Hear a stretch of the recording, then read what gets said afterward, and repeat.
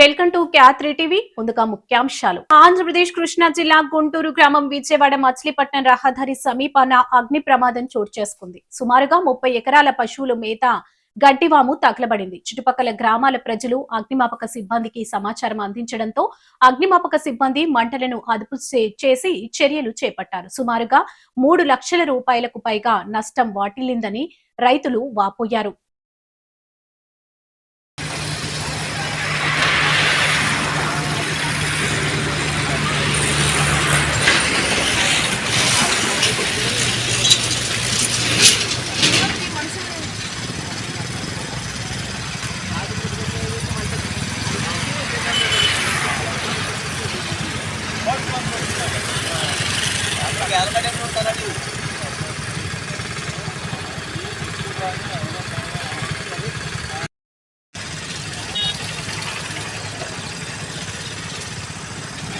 కొట్టమన్నది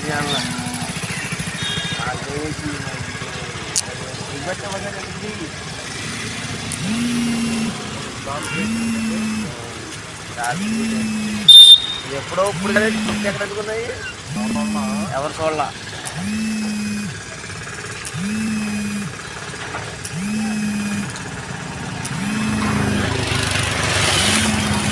దాదాపు 30 ఎకరాలు 3 లక్షల దాకా ఉంటుంది. 3 లక్షల పైనే ఉంటుంది.